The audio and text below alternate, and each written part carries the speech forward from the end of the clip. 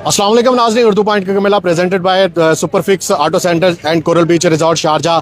Asia cup का बड़ा टाकरा Pakistan versus India Dubai international cricket stadium में खेला गया और ये कोई पहली दफ़ा नहीं खेला गया और ये दो रवायती हरीफ हैं। और आज यकीनन पाकिस्तान ने क्रिकेट अच्छी नहीं खेली, भारत ने क्रिकेट अच्छी खेली तो भारत जीत गया। लेकिन आज एक चीज़ यहाँ पे देखने को मिली कि स्पोर्ट्समैन स्पिरिट जो होती है वो टीम इंडिया ने उसकी धज्जियाँ उड़ा दी।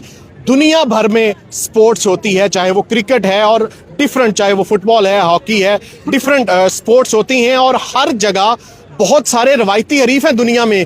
कभी भी ऐसा नहीं हुआ कि स्पोर्ट्समैन स्पिरिट की धज्जियां उड़ाई गई हों। लेकिन आज क्या हुआ, जब सुबह टॉस हुआ उसमें भी दोनों कप्तान हमेशा शेक हैंड करते हैं, वहां पे भी हाथ नहीं मिलाया गया। जब टीम इंडिया जीती तो स्पोर्ट्समैन स्पिरिट दिखाते हुए पाकिस्तान की पूरी टीम बाहर निकली, लेकिन टीम इंडिया ने वहां भी अपनापन दिखा दिया और वो टीम बाहर नहीं आई और अंदर के अंदर है, किसी ने आके भी शेक हैंड नहीं किया। तो जब प्रेस कॉन्फ्रेंस के लिए माइक हसन आए तो उनसे भी सवाल किया गया, लेकिन उसका तगड़ा और करारा जवाब दिया सलमान अली आगा ने, पाकिस्तान टीम के कैप्टन ने, कि जब प्रेजेंटेशन हुई, पोस्ट मैच जो प्रेजेंटेशन होती है वहां पे भी सलमान अली आगा प्रेजेंटेशन में नहीं गए, एहतजाजन नहीं गए, क्योंकि टीम इंडिया के जानिब से ये जो हरकत है वो की गई कि स्पोर्ट्समैन स्पिरिट की धज्जियां उड़ाई गई। माइक हसन ने कंफर्म किया प्रेस कॉन्फ्रेंस में कि हमने एहतजाजन जो है वो सलमान अली आगा प्रेजेंटेशन में नहीं गए। सूर्या कुमार यादव ने भी जो है वो प्रेस कॉन्फ्रेंस में कहा कि हमारी हुकूमत बीसीसीआई ने कहा तो हम यहाँ शिरकत करने आए, तो हमें उनकी जानिब से जो है वो ये कहा गया था कि हम जो है वो दूर रहें पाकिस्तानी प्लेयर से। औरंगजेब यूनुस मेरे साथ मौजूद है। औरंगजेब भाई, स्पोर्ट्समैन स्पिरिट एक वैल्यू, आप देखें ना, खेल के मैदान में एक ही चीज़ होती है और वो होती है हरीफ कोई भी हो, रवायती हरीफ हो, दुनिया भर में रवायती हरीफ हैं। अमेरिका देख लें और उनके फ्रांस देख लें, रूस देख लें, ये दो बड़े रवायती हरीफ हैं। लेकिन आज जो भारत ने किया ये एक्सपेक्ट नहीं किया जाता। गो कि हम हारे हैं, बुरी क्रिकेट के लिए हार गए, हार जीत होती रहती है, एक टीम ने जीतना होता है, एक ने हारना होता है। इस हरकत पे क्या कहेंगे आप? देखिए, कमजोरी का मुजाहरा किया भारतीय कप्तान ने और भारतीय पूरी क्रिकेट टीम ने। इस तरह का बिल्कुल भी ये खेल है और खेल को सियासत से बिल्कुल दूर होना चाहिए। अगर आपको इतनी शर्म हया आनी थी तो फिर आप मैच खेलने आए क्यों? आप बाइकआउट करते ना। जहां आपको पैसे मिलते हैं वहां पे लेट जाते हैं, जहां पैसे नहीं मिलते वहां आपको देशभक्ति याद आ जाती है। तो इस तरह की हरकत से इंडिया का कद और छोटा हुआ है, इससे कोई कद उनका बड़ा नहीं हुआ। ठीक है, उन्होंने मैदान में क्रिकेट अच्छी खेली, लेकिन इस एटीट्यूड के साथ मुझे लगता है कि अब वक्त आ गया कि पाकिस्तान को अपनी राहें जुदा कर लेनी चाहिए, कि पाकिस्तान को ऐसे कमजोर टीम्स के साथ मैच नहीं खेलना चाहिए, ऐसे कमजोर लोगों के साथ भी बात नहीं करनी चाहिए। जो इंडिया ने आज अपना मुंह काला किया यहाँ पे, मैं समझता हूँ कि इसकी जितनी मजम्मत की जाए उतनी कम है। पाकिस्तान क्रिकेट ठीक है, वो मैदान में उस तरह का परफॉर्म नहीं कर सकी, लेकिन मैदान के बाद एक स्पोर्ट्समैन स्पिरिट होता है, आप हैंडशेक करते हैं। और मैं बिल्कुल बैक करूंगा सलमान अली आगा को, जो एकदम सलमान अली आगा या कोच ने उठाया वो बिल्कुल जबरदस्त है, क्योंकि इन ब्रॉडकास्टर के साथ फिर इन जो इनके होस्ट थे उनके साथ बिल्कुल बात नहीं करनी चाहिए और बिल्कुल अब सलाम दुआ नहीं होनी चाहिए। अब खेल जो है वो मैदान में होगा और इसी तरह का होगा। पाकिस्तान भी अगर जीते तो पाकिस्तान को अब रवैया अपनाना चाहिए। बल्कि मैं कहता हूँ कि पाकिस्तानी साफियों को भी वहां से प्रेस कॉन्फ्रेंस से बाइकआउट कर देने चाहिए था, सूर्या कुमार यादव की प्रेस कॉन्फ्रेंस से, या आइंदा अगर भारतीय क्रिकेट बोर्ड की कोई प्रेस कॉन्फ्रेंस या कोई अहदेदार या कोई खिलाड़ी आता है तो हमें भी एहतियातन वहां से बाइकआउट करना चाहिए। एक और चीज हमने देखी कि एशियन क्रिकेट कौंसिल के जो प्रेसिडेंट है वो पाकिस्तान क्रिकेट बोर्ड के चेयरमैन मोहसिन नकवी साहब हैं।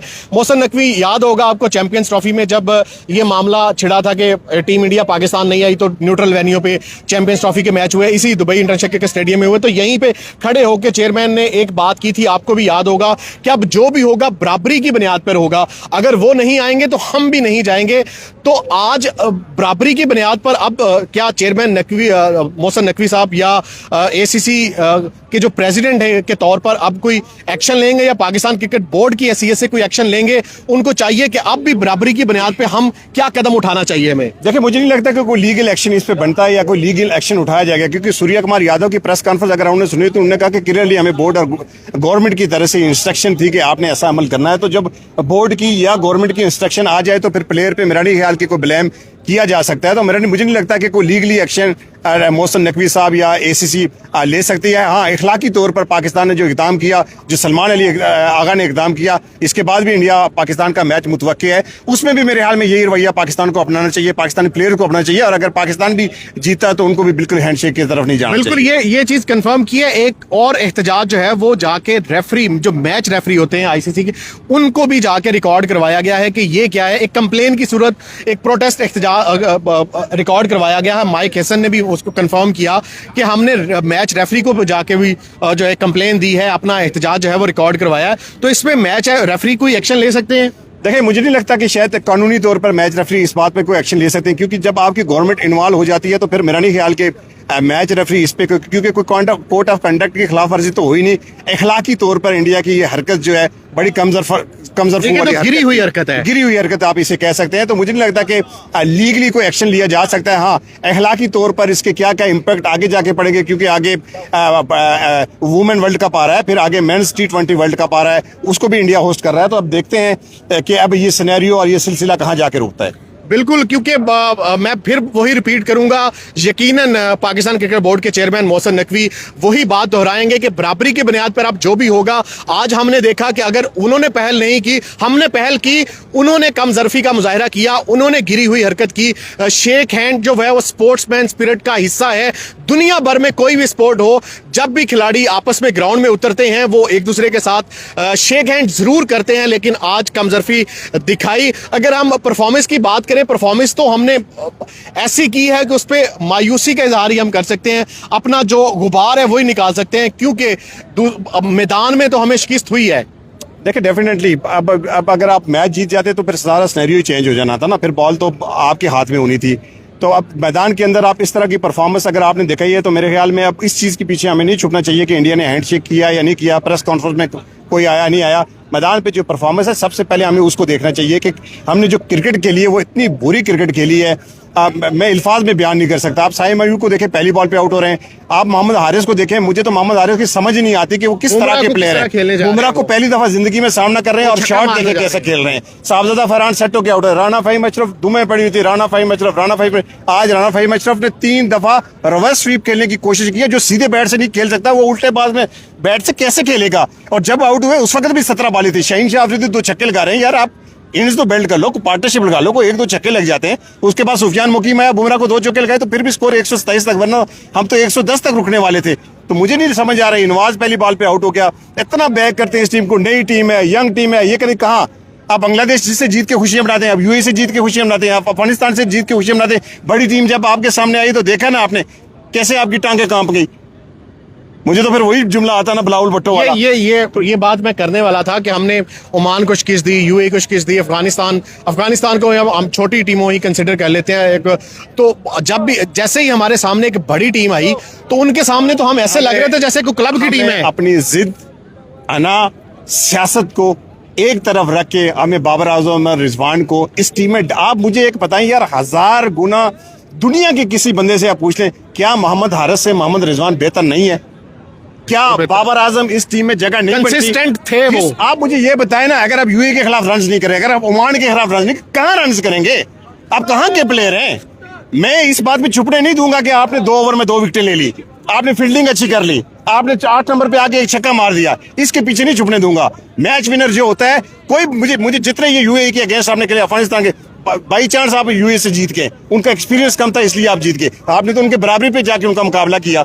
ये एक ओमान के अलावा आपने अच्छा मैच जीता, एक अफगानिस्तान के अलावा आपने अच्छा मैच जीत दिया। मगर जब टारगेट आप 150-160 का सेट नहीं करेंगे, सुबह से मैं आपको कह रहा था कि अगर आपने इंडिया से जीतना है तो 160 रन का टारगेट आपने उनको देना होगा। जब आप 125 का देंगे वो तो अटैक करेंगे ना, फिर आपके बॉलर भी एक्सपोज हो जाएंगे। उसी विकेट पे कुलदीप यादव बॉल कर रहा था, उसी विकेट के ऊपर चक्रवर्ती बॉल कर रहा था, उसी विकेट के ऊपर आपके सुफियान मुकीम अबरार ने कोई विकेट नहीं ली। क्यों? क्योंकि अगली टीम पे प्रेशर नहीं था। अगली टीम ने आपको चार्ज किया, अटैक किया और आपको बखेर दिया।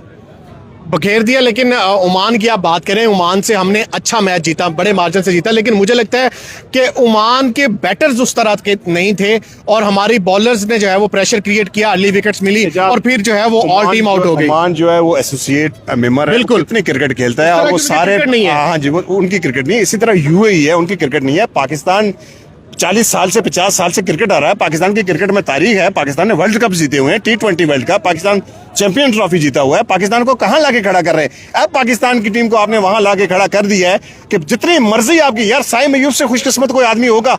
मुझे 40 मैचों में उसकी परफॉर्मेंस दिखा दे। मोहम्मद हारिस फेलियर पे फेलियर आप उसको खिलाई जा रहे हैं। साहबजादा फरहान अगर नहीं है तो उसके आपके रिप्लेसमेंट भी नहीं है। आपने बेंच पे बैठाया खुशदिल शाह, आपने बेंच पे बैठाया हुसैन तलत, आपने बेंच पे बैठाया हसन अली। मुझे बताएं किसी की रिप्लेसमेंट बनती है? ये किसी की भी नहीं बनते। आप 17 की जगह 15 वो भेजे ना जो परफॉर्म करते हैं, जिनको आप खिलाते हुए आए उनको भेजे ना।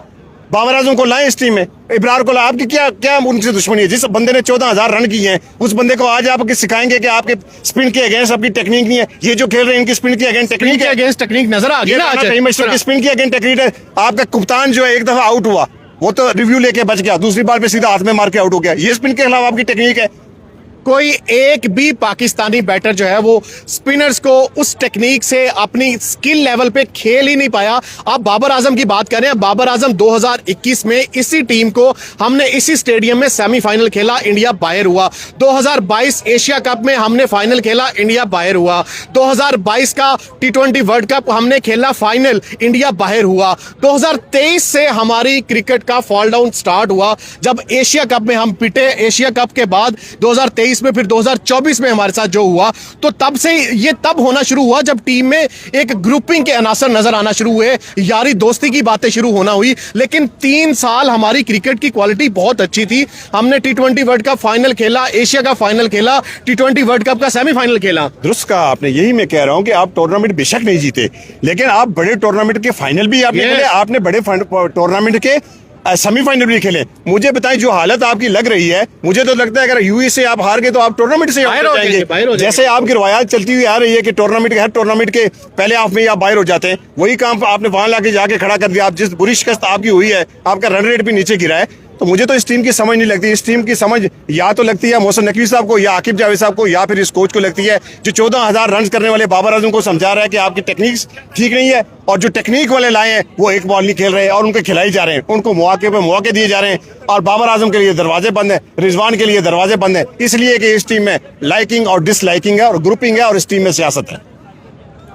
बात टेक्निक की आती है तो माजरत के साथ ये जो बैटर्स हैं इनमें भी टेक्निक सिफर है और ना ही कोई स्किल लेवल है। आज हमें अंदाजा हुआ इस टीम का कि इस टीम की क्वालिटी ऑफ क्रिकेट क्या है। आप ये देखें कि 10 ओवर्स में हमारे 49 रन थे, 4 खिलाड़ी आउट थे, जबकि भारत के 88 रन थे और 2 खिलाड़ी आउट थे। वही विकेट, वही पिच, वही कंडीशंस जब हम खेल रहे थे तो हमसे जो है वो स्पिनर कोई खेला नहीं जा रहा था। जब वो आए उन्होंने अटैकिंग क्रिकेट खेली। इसको कहते हैं मॉडर्न डे क्रिकेट, इसको कहते हैं अटैक करना, प्रेशर क्रिएट करना। हमने कोई एक लम्हा भी ऐसा नहीं लगा कि हमने प्रेशर क्रिएट किया हो। हमने आते ही साइम अयूब, जिसको हमने सईद अनवर बना दिया मीडिया पे, और आते ही उन्होंने डक पे आउट हुए। मोहम्मद नवाज डक पे आउट हुए।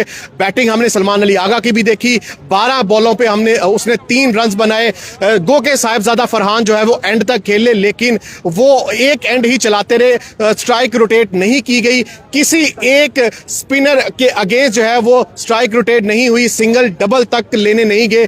तमाम बैटर जो हैं वो पाकिस्तान के एक्सपोज हुए। जब स्पिनर आए तो स्पिनर जिनको हम वर्ल्ड क्लास बॉलर्स कह रहे थे वो भी एक्सपोज हो गए। तो अब खदशा यही है कि अगर पाकिस्तान टीम यूएई से हारती है तो फिर इस एशिया कप 2025 का सफर इख्तिताम पजीर हो जाएगा। एशिया कप के हवाले से मैं तमाम तरह अपडेट्स आपको देता रहूंगा। अगली लाइव अपडेट तक के लिए इजाजत है। अपना बहुत ख्याल रखें। अल्लाह हाफिज।